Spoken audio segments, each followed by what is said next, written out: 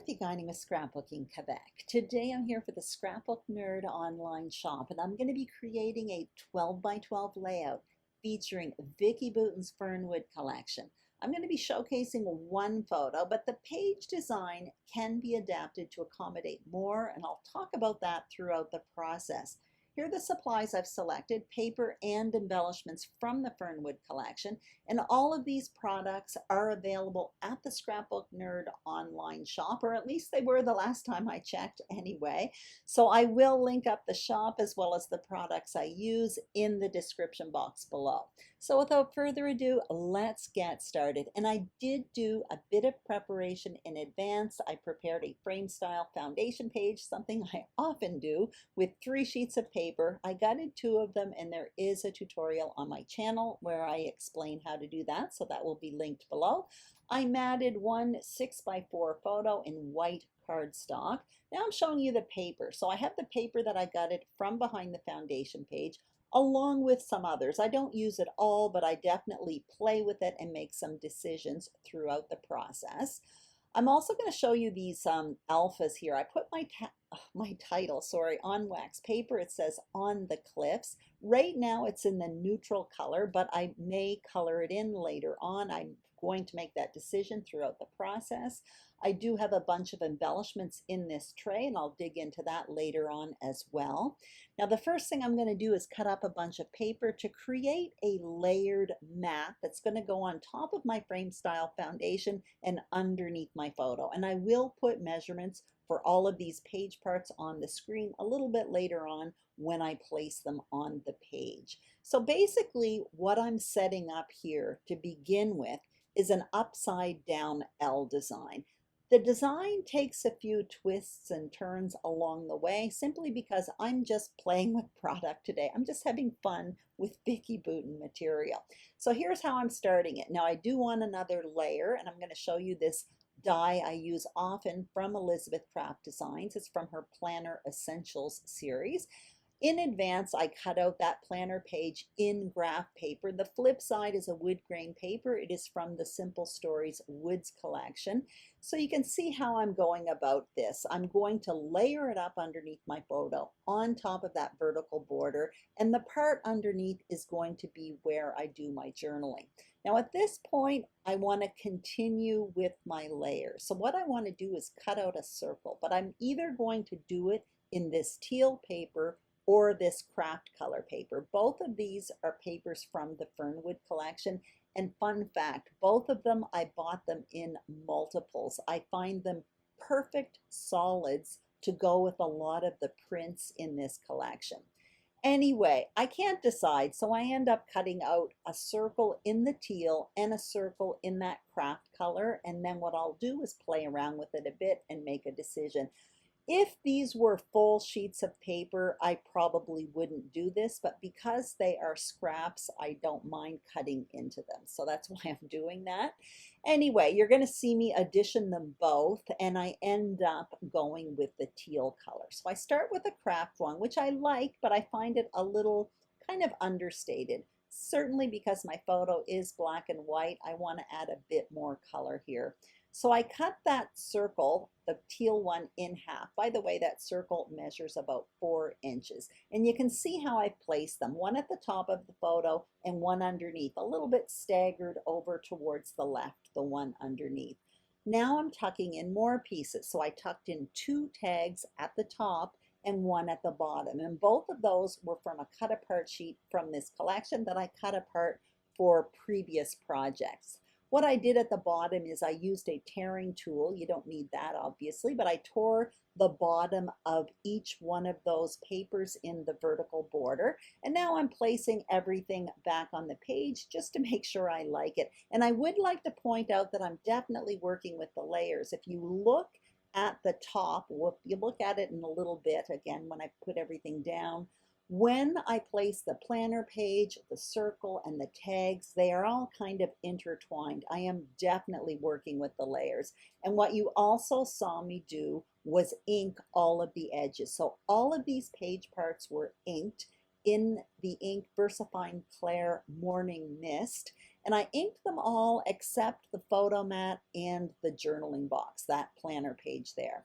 So now I'm happy with all of that. I know where these main parts are going to go, so I'm adhering everything to the page. And once all of this is on the page, then I can start thinking about my title along with my embellishing.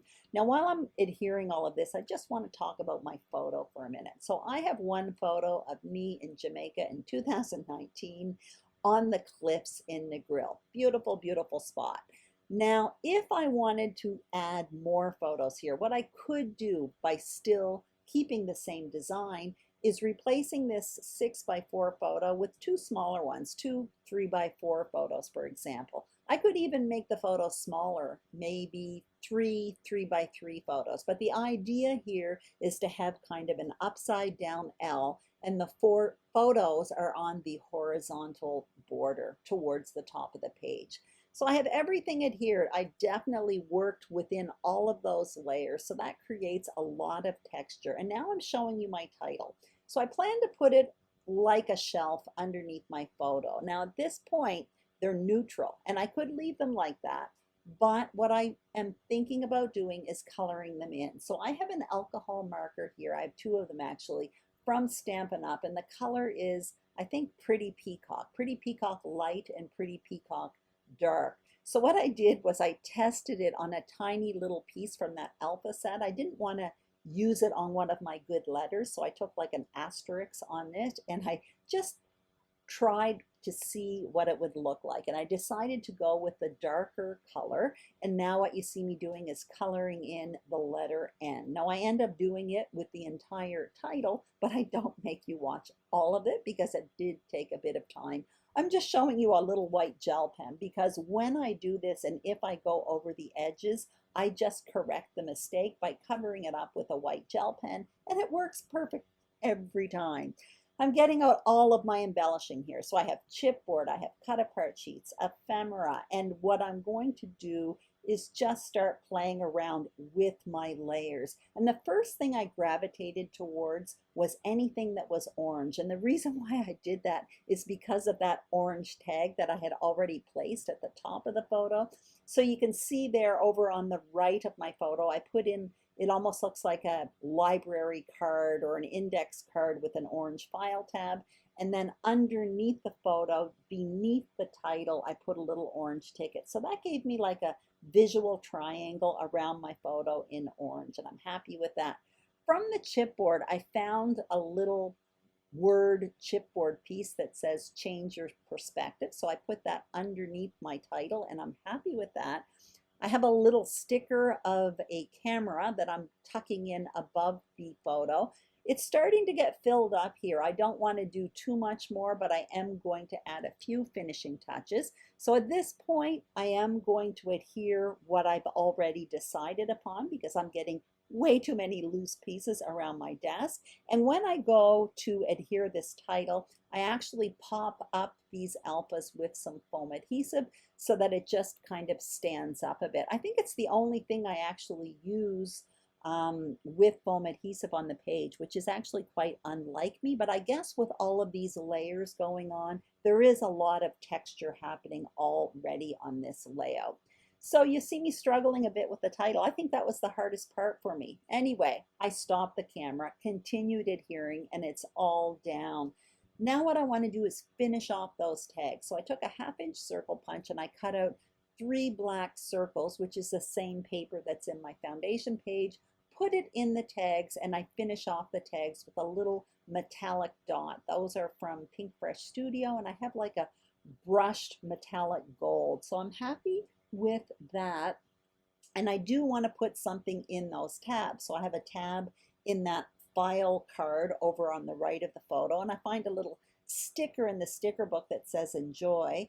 And what I end up doing for the planner page, the tab there, you're going to see me get out a stamp set in a minute. It's a stamp set I often use from Elizabeth Craft Designs. It's called Vacate Phrases, and I end up going with happy place, I think it says. Anyway, so you're going to see me just stamp in that tab on that planner page. And I also slipped in a little piece of cardboard because I do have a lot of layers happening there. So I figured if I didn't put something solid underneath my planner page, my stamping wouldn't come out crisp and clear, but it does perfectly fine. So I just tested it on a little piece of scrap paper there, and I'm happy with that.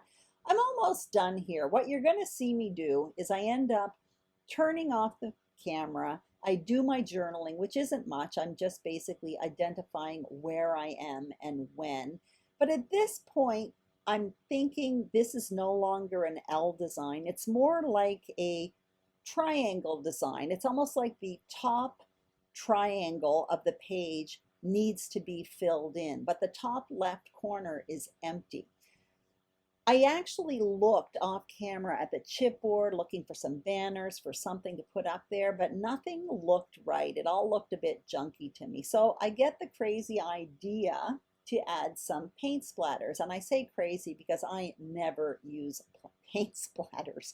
Anyway, so I have a couple drops of ink, black ink in that bowl, and a couple drips of water, and I'm testing it with a paintbrush. So at this point, you can see I've covered up the bottom, basically the bottom left corner of my page along with my photo, and I'm basically tapping my paintbrush on top of the top left corner and the bottom right. Then I go back and I do a bit more, and honestly, immediately I didn't like it. I thought, oh no, I have just totally ruined my page. What I did was I left it. I just walked away from it. When I came back, I figured I had two options. I could add more and just see what that looked like, or I could just simply lift up that entire photo mat cluster and replace it with white cardstock. So I decided to go with more first, and what I ended up doing was using a different color ink. So my first splatters were in black, and the second ones I did it in a color called Island Indigo. It's an old retired color from Stampin' Up. So I added that in the top left and bottom right corners as well, and I liked it more. So I ended up not having to change it after all. So that's it. I hope you enjoyed this video. If you did, I'd greatly appreciate a thumbs up. If you haven't subscribed to the Scrapbook Nerd YouTube channel, we would be absolutely thrilled if you did. And if you are a subscriber, thank you very, very much. I would love to have you subscribe to my channel as well, Scrapbooking Quebec. Have a fantastic day. Don't forget to check out the shop. The links are all below, and I'll see you soon on YouTube. Bye-bye.